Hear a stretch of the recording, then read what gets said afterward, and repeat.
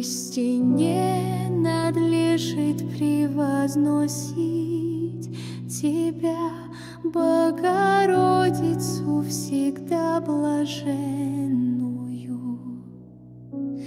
и всецело безупречную, и Матерь Бога нашего.